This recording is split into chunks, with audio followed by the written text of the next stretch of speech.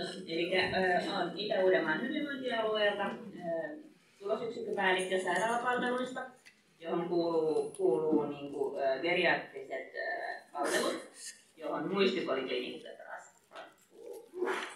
Ja kuten varmaan kaikki tietää, niin hyvinvointialueet aloitti 2023, eli viime vuonna.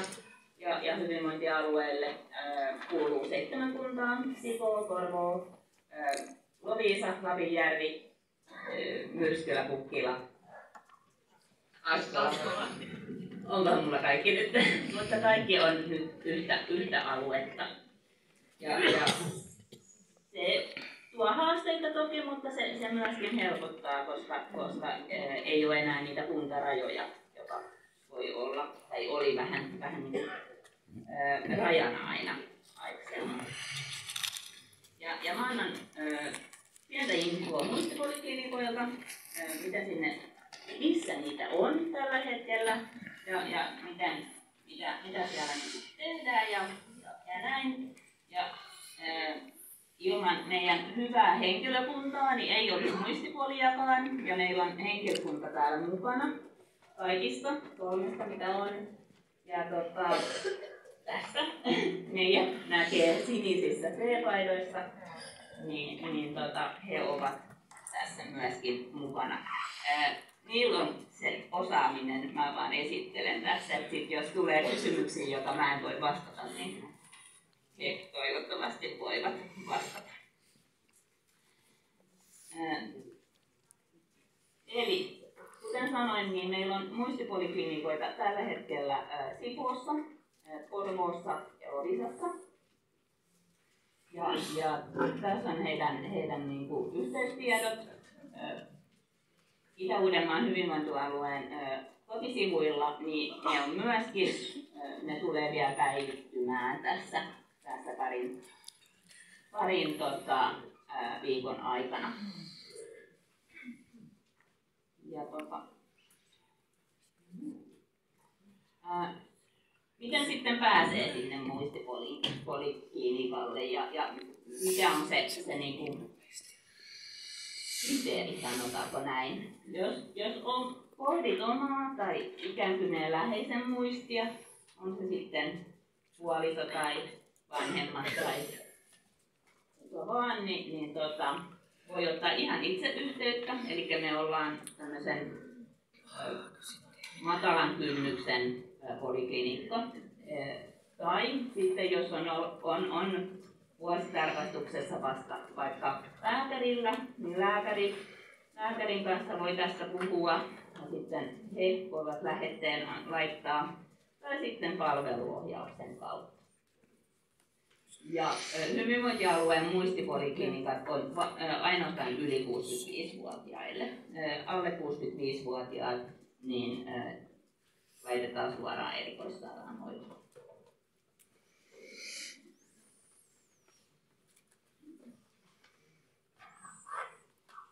No, mitä sitten tehdään muistipoliklinikalla? Ensinnäkin me diagnosoidaan ja hoidetaan sitä muistia. Nämä verenpaineet ja niin siellä ei niitä hoideta.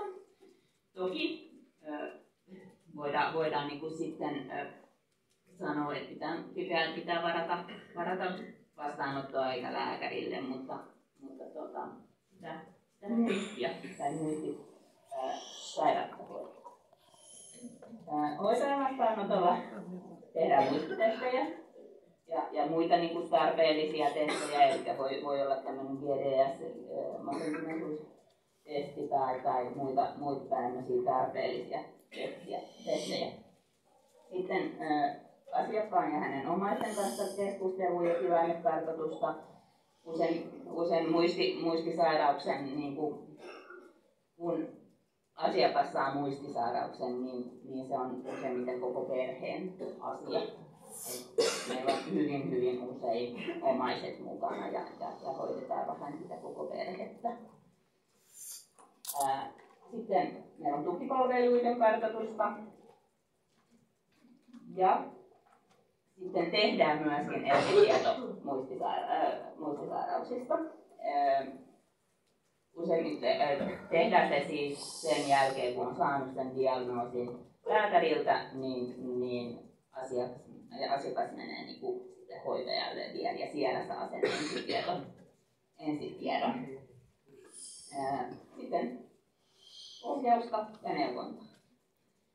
Ja voin myöskin sanoa, että muistipoliklinikka on hoitajavetoista. Meillä ei ole lääkäri meillä ei ole lääkäri joka päivä. Täällä Porvoossa esimerkiksi on joka viikko, mutta Sipoossa ja Loviisassa on joka toinen viikko. Se on hyvinkin hoitajavetoista ja meidän muistihoitajat, muistikoordinaattori on hyvinkin ammattitaitoisia ja ottaa kyllä hyvin vastaan ja antaa tietoa. Ja toki jos tarvitsee lääkärin arvion, niin sitten konsultoi lääkäriä.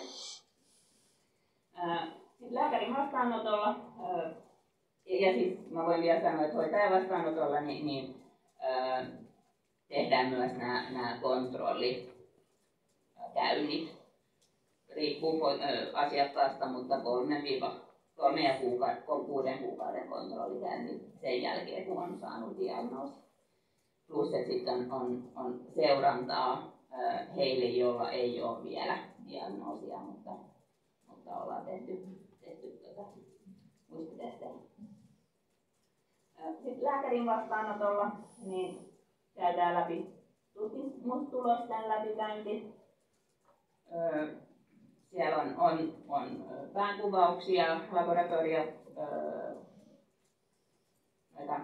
testien vastauksia ja sitten muistitestien vastauksia. Ja toki diagnoosin antaminen ja sitten hän myöskin tarvittavat todistukset kirjoittaa. Ja lääkityksen aloitus tarvittaessa.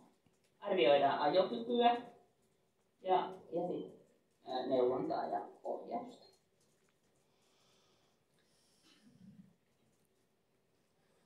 Tämä oli lyhyt, toi oli vielä ruotsiksi. Tämä oli tämmöinen lyhyt esittely muistipoliklinikkaa. Nyt saatte mielellään kysyä, jos on jotain kysyttävää. Kuten sanoin, niin tuossa mulla on ne extendit. Mutta saa kysyä.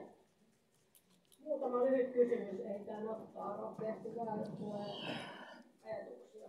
Kauanko tutkimustapahtuma kestää? Onko se tunnin vai enemmän? Hoitaja on 1,5 tuntia ja lääkärin, eikö se ole sama? Tunti. Lääkärin vastaanotto on tunti. Mikä sitten maksut, meneekö ne? Hoitajan vastaanotto on ihan ilmainen ja lääkärin vastaanotto on normaali terveys. Niin sitä mä ajattelin. Ei kuullut hänen vastaustaan. Eli lääkärin käynti on ihan terveyskeskuslääkärin käyntimaksu ja hoitajan käynti on ilmainen. Sieltä muuten ajokortti tai ennen piti Porvoossakin mennä. Ei tätä sairaalan lääkärit ottanut ollenkaan. Eli kun se joutuu ajamaan ajoarviointi, niin on erikseen kaveri, joka tulee sitä ajattamaan. Mun mies just kävi viime viikolla. Se on ajoarviointi. Se on joku autokoulu vai kenen se oli. Tunnin ajo, pitkin poikin.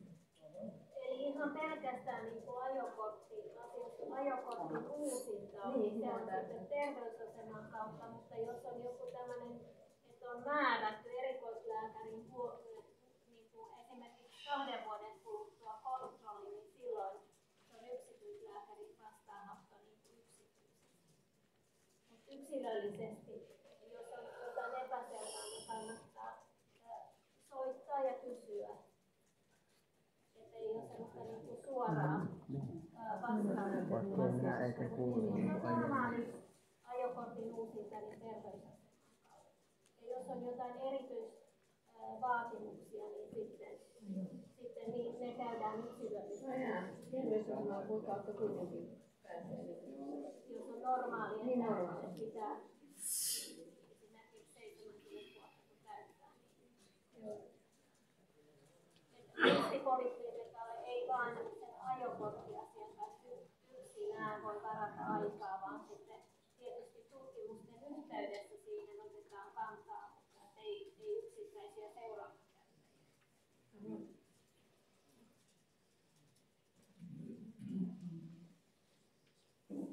Joo. Mitä sitten on kyseessä Alzheimer-potilas ja hänen on käynyt tuossa ajotestissä, niin tuleeko sitten seuraavaan ajotestiin kutsu tai miten se tapahtuu? Joo, eli silloin jos on käynyt siinä testissä, niin silloin erikoislääkäri aina arvioi sen, että milloinka on seuraava arviointi. Ja silloin Trafilta tulee kutsu kotiin, että milloin täytyy seuraavan kerran se lääkärin todistus toimittaa. Ja siinä aina lukee, että minkä lääkärin todistus se pitää olla. Eli pitääkö käydä uudestaan sitä samalla lääkärillä sitten, että saa sen todistuksen? Sillä lääkärillä, mikä siinä Trafin todistuksessa on määritelty, että pitääkö se olla joko neurologian tai geriatrian tai yleislääkärin. Eli saman lääkärin kautta pitäisi saada seuraavaa siellä. Senhän voi toki aina itse valita, että kenelle lääkärille valitsee sen ajan. Mutta siis sitä ei saa tuolta muistipuolelta kautta. Ei automaattisesti seurantakäyntiä, ei ole.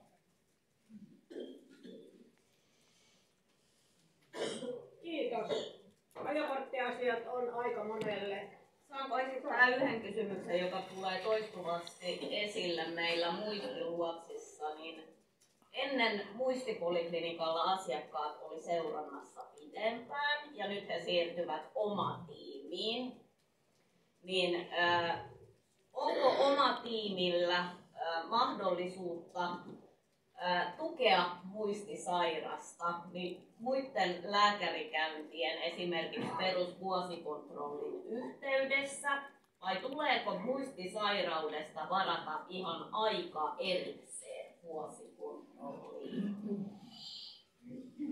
Joo, no nykyään puhutaan enemmän niin kuin määräaikaiskontrolleista ja me muistipoliklinikalta yleensä suositellaan niin yksilöllisesti, että miten juuri tämän asiakkaan kohdalla, milloin on se seuraava käynti.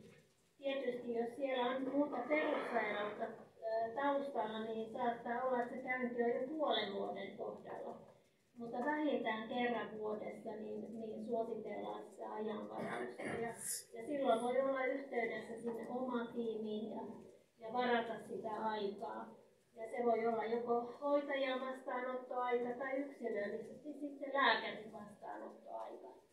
Ja omatiimissä on nyt muutoksia tulossa tämän vuoden puolella täällä Porvoossa, missä myöskin niistä varmaan sitten enemmän tulee informaatiota, mutta siellä on erityisesti koulutetut muistihoitajat nykyään. Eli heille on järjestetty koulutusta ja nimetty myöskin erityisiä hoitajia, jotka vastaavat myöskin ja on asiantuntemusta näissä muistiasioissa.